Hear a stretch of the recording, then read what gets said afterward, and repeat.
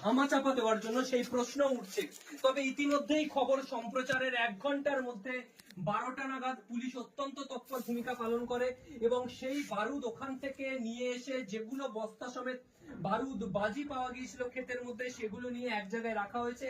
এবং তারপর সেখানে জল ঢালা হয়েছে সেই বারুদ নিষ্ক্রিয় করার জন্য।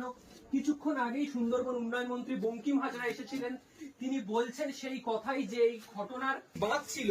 বাড়ির মধ্যে বাঁধ ছিল, কারখানা হয়তো ছোট করে গিয়েছিল কোনো কারণে, সেই কারণে হয়তো রাত্রিবেলা কারখানায় বাজি বাঁধতে পারেননি, বাড়িতে তারা বাজি বাঁধছিলেন আর সেই কারণেই বাড়ির মধ্যে এইরকম অঘটন ঘটে। আর যদিও বা লাইসেন্স পেয়ে থাকেন তাহলে কি এইরকম একটা জায়গায় যেখানে ফায়ার ব্রিগেডের গাড়ি, দমকলের গাড়ি, অ্যাম্বুলেন্সের গাড়ি কোনোভাবেই এই জায়গার মধ্যে প্রবেশ করতে পারবে না, একটা ক্ষেতের মাঝখানে, সেখানে কি কারখানা তৈরি করা যায় যেখান থেকে যোগাযোগ ব্যবস্থা থেকে সম্পূর্ণ বিচ্ছিন্ন? যদি আশেপাশের ছবি